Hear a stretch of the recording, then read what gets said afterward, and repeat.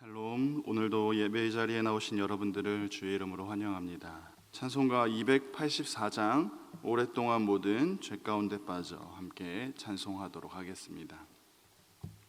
찬송가 284장입니다.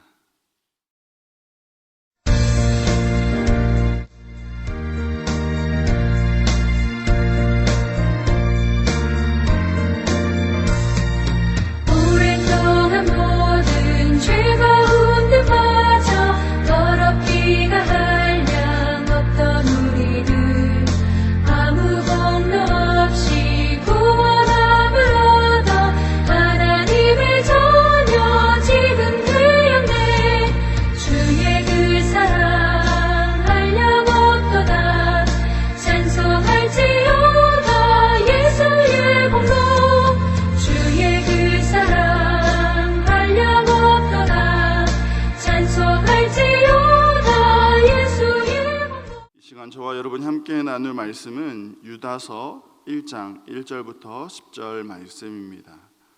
한 절씩 교독하도록 하시겠습니다. 유다서 1장 1절부터 10절 말씀입니다.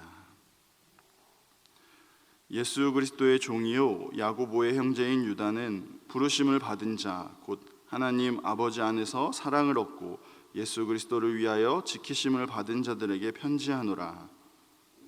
평강과 사랑이 너희에게 더욱 많을지어다.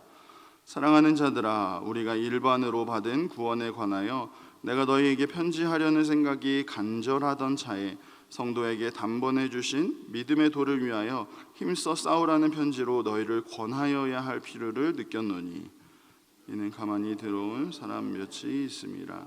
그들은 옛적부터 이 판결을 받기로 미리 기록된 자니 경건하지 아니하여 우리 하나님의 은혜를 도리어 방탕한 것으로 바꾸고 홀로 하나이신 주제 곧 우리 주 예수 그리스도를 부인하는 자니라. 너희가 본래 모든 사실을 알고 있으나 내가 너희로 다시 생각나게 하고자 하노라. 주께서 백성을 애굽에서 구원하여 내시고 후에 믿지 아니하는 자들을 멸하셨으며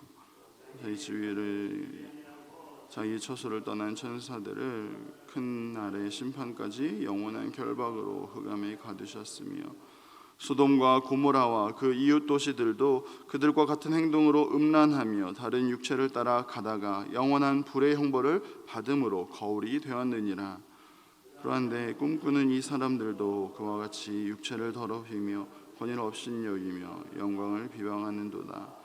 천사장 미가엘이 모세의 시체에 관하여 마귀와 다투어 변론할 때 감히 비방하는 판결을 내리지 못하고 다만 말하되 주께서 너를 꾸짖으시기를 원하노라 하였거늘 이 사람들은 무엇이든지 그 알지 못하는 것을 비방하는도다. 또 그들은 이성 없는 짐승같이 본능으로 아는 그것으로 멸망하느니라. 아멘. 이 시간 믿음의 도를 위하여라는 제목으로 함께 말씀 나누고자 합니다. 오늘 함께 나누는 이 유다서는 1절의 말씀에 나오는 것처럼 예수 그리스도의 종이요 야고보의 형제인 유다가 기록한 서신입니다.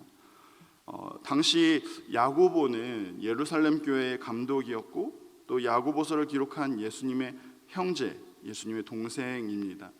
그리고 유다서의 저자 유다는 이 야고보의 형제이기 때문에 이 유다 역시 예수님의 형제요 예수님의 동생임을 우리는 알 수 있습니다. 이처럼 유다는 예수님의 육신의 동생이지만 오늘 유다서를 기록하면서 자신을 어떻게 소개하고 있습니까? 예수 그리스도의 종이라고 이렇게 자신을 소개합니다. 야고보와 마찬가지로 예수님의 형제들은 사실은 처음에는 예수님을 제대로 이해하지 못하고 믿지 못했습니다.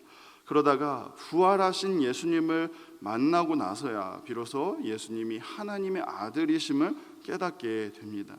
이 사실을 깨닫고 난 이후부터 예수님이 자신의 육신의 형님이 아니라 자신의 주님이심을 그렇게 고백하게 된 것이죠. 그래서 유다는 자신을 예수 그리스도의 종이라 자신을 먼저 그렇게 표현하고 있는 그런 모습입니다. 또한 이 편지는 초대교회 성도들에게 보내는 편지인데 유다는 이 성도들을 부르면서 어떻게 부릅니까? 부르심을 받은 자들이라, 그리고 하나님 아버지의 사랑을 받은 자들이라, 그리고 예수 그리스도를 위하여 지키심을 받은 성도들이라 이렇게 부르고 있습니다. 이 초대교회 성도들을 이렇게 세 가지로 표현하고 있는 이유는 이 편지를 기록하는 그 당시 초대교회 상황이 외부적으로는 이러한 핍박과 그런 어려움들이 있었고, 더불어 내부적으로는 이단들, 거짓 교사들의 미혹이 너무나 심각했기 때문입니다. 3절 말씀해 보시면 유다는 자신이 예수님을 믿게 된 경험을 기억하면서 일반으로 받은 구원에 관하여, 그러니까 성도들을 믿음으로 세우기 위해서 일반적인 구원의 모습에 대해서 이렇게 기록하려고 준비하고 있었는데, 그런데 가만히 들어온 이 거짓 교사들로 인해서 교회가 피해를 입고 성도들이 미혹됐다라는 소식을 듣고는 이 믿음의 도를 위해서 우리가 힘써 싸우자고 이렇게 권면하는 내용을 덧붙여 쓰고 있는 것입니다. 그렇다면 유다가 이렇게 강조하고 있는 성도들이 지켜야 하는 이 믿음의 도, 단번에 주신 이 믿음의 도, 더욱 힘써 지켜야 할 믿음의 도가 무엇입니까? 그것은 오늘 가만히 들어온 거짓 교사들이 지금 변질시키고 있고 또 희석시키고 있고 무너뜨리고 있는 진리입니다. 그들은 믿음의 도를 변질시키고 있기 때문에 경건하지 아니한 자들이라고 이렇게 표현을 하고 있는데, 여기서 경건하지 않다라는 것은 하나님의 은혜를 은혜로 여기지 않고 자신의 의로 살아가는 그런 모습을 의미합니다. 여러분, 우리가 믿는 진리는 무엇입니까? 우리가 죄로부터 사함을 받고 이제는 하나님의 자녀가 되어서 죄와 사망에서 자유함을 얻게 되었다라는 사실입니다. 그런데 이것은 결코 우리의 노력으로 된 것이 아니라 하나님께서 우리에게 주신 선물이고 예수님의 희생과 그의 죽으심으로 이루어진 하나님의 전적인 은혜라는 것입니다. 하지만 오늘 거짓 교사들은 이러한 은혜를 어떻게 하고 있습니까? 구원이 하나님의 은혜가 아니라 자신이 하나님을 깨달은 그러한 영적인 지식, 자신의 열심, 자신의 수고와 노력으로 구원에 이른다라고 이렇게 가르친 것입니다. 뿐만 아니라 거짓 교사들은 하나님의 은혜를 방탕한 것으로 바꾸고 있습니다. 그들은 주장하기를 우리의 영혼이 이미 구원받았기 때문에 우리의 육체는 이 땅에서 어떻게 살아도 아무렇게나 살아도 상관이 없는 것처럼 그렇게 가르쳤습니다. 우리가 구원을 받은 자로 자유함을 얻었기 때문에 이제는 그 자유함으로 어떻게 살아도 아무 문제가 되지 않는 것처럼 그렇게 가르친 것이죠. 뿐만 아니라 거짓 교사들의 가장 큰 문제는 무엇입니까? 홀로 하나이신 주제, 온 땅의 주인이신 우리 구주 예수 그리스도를 부인하고 있는 것입니다. 우리를 위해서 이 땅에 오신 예수님을 그들은 인정하지 않습니다. 그들은 영과 육이 분리된 것처럼 이렇게 가르쳤기 때문에 하나님이신 예수님이 어떻게 더러운 육신을 입고 이 땅에 올 수 있느냐고 그렇게 주장한 것이죠. 그렇기 때문에 그리스도가 하나님이신 예수님이 사람으로 결코 올 수 없다라고, 그래서 그리스도를 부인한 것입니다. 하지만 만약에 예수님께서 육신을 입고 이 땅에 오지 않으셨다라면 과연 우리의 죄를 어떻게 감당하실 수 있겠습니까? 만약에 예수님께서 육신을 입지 않으셨다면 어떻게 우리의 죄 때문에 죽음을 맞이할 수 있겠습니까? 만약에 육신을 입지 않으셨다면 어떻게 하나님의 율법을 순종할 수 있고 어떻게 그 의를 이루실 수 있겠습니까? 예수님께서는 우리와 똑같은 육신을 입고 이 땅에 오셨기 때문에 우리의 죄를 다 감당하실 수 있으신 것이고, 그 죄 때문에 우리 대신에 우리가 맞이해야 할 죽음을 대신 맞이하실 수 있으신 것입니다.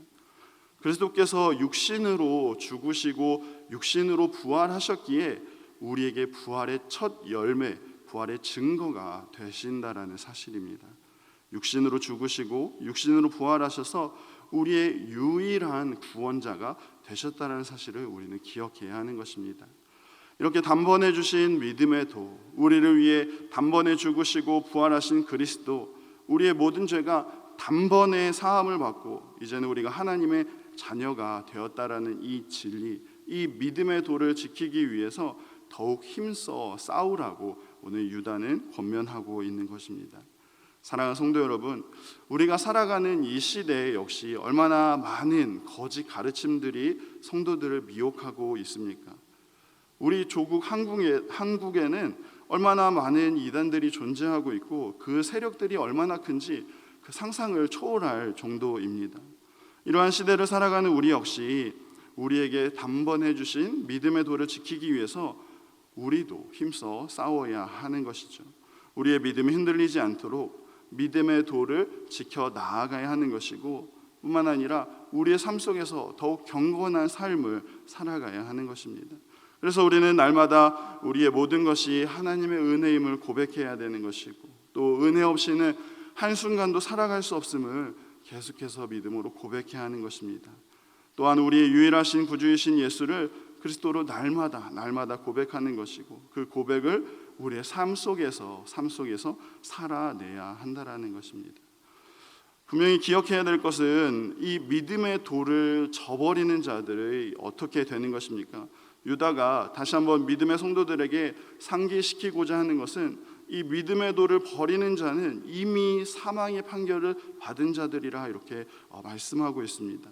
마치 5절 이하에 나오는 것처럼 이스라엘 백성들이 애굽에서 구원받을 때 애굽 사람들은 믿지 아니함으로 심판을 받아 멸망당했다라는 것이죠. 또한 자기 욕심을 따라 자기 자리를 떠난 천사들의 모습처럼 결국에는 진리를 떠나고 믿음을 떠난 자들은 영원한 결박과 영원한 심판이 기다릴 뿐이라고 말씀합니다. 또한 소돔과 고모라처럼 영원한 불의 형벌을 결단코 피할 수 없다라고 이야기합니다. 결국 이 믿음의 도를 버리고 진리를 변질시키는 자들, 이 진리를 희석시키는 자들은 하나님의 권위를 업신여기는 것이고 하나님의 영광을 가리는 것이기 때문에 하나님의 심판을 결코 피할 수 없다라는 것이죠. 사랑하는 성도 여러분, 우리는 분명 구원받은 하나님의 백성들입니다. 이 구원은 우리가 수고해서 얻은 것이 아니라 그리스도께서 단번에 우리를 위해서 죽으심으로 단번에 구원을 받은 우리들입니다. 하나님 아버지의 사랑, 곧 독생자를 내어주시기까지 사랑하시는 그 사랑을 받은 자들이고, 또한 예수 그리스도를 위하여, 복음을 위하여, 이 진리를 지키기 위하여, 진리를 전하기 위하여 우리가 오히려 지키심을 받은 자들이라 이렇게 이야기합니다. 다시 말하면 이 믿음의 도, 곧 진리를 위해서 하나님이 우리들을 지키고 계시고 하나님이 친히 일하고 계심을 우리에게 말씀하고 있는 것입니다.